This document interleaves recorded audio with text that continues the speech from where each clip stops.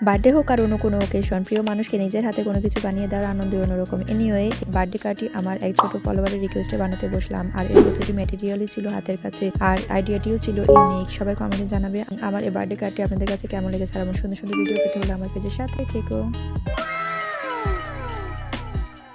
এত সুন্দর কি রিং বানালাম শুধুমাত্র সুপার ক্লে দিয়ে, কি ভাবা যায়। এখানে আমি টেডি বিয়ার বানাতে যে কালারের ক্লে লাগবে সে সকল কালারগুলো ব্যবহার করেছি।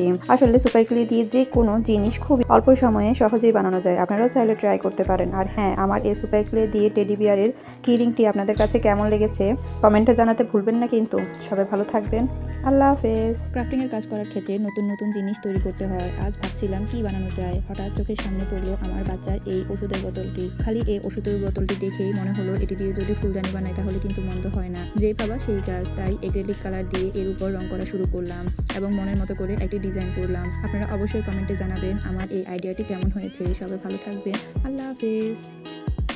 ক্রাফটিং এর কাজগুলো দেখতে অনেক সুন্দর মনে হলেও যারা ক্রাফটিং এর কাজ করে শুধু তারাই জানে এর পেছনে কি পরিমাণে শ্রম দিতে হয়, আর তার পাশাপাশি কোন থিম নিয়ে কাজ করব সে চিন্তা তো আছেই।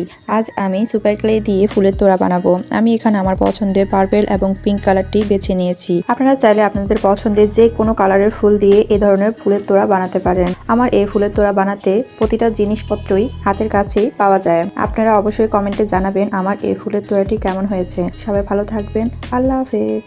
আচ্ছা বলুন তো, বইয়ের সাথে ঘুমের কি সম্পর্ক? ওয়েট আমি বলছি। আমরা যখন পড়তে বসি তখন মনে হয় সারা রাজ্যের সব ঘুম যেন আমাদের চোখে চলে আসে। মাঝে মধ্যে তো এটাও মনে হয় যেন বইয়ের পাতাগুলোতে ঘুমের ওষুধ মেশানো আছে।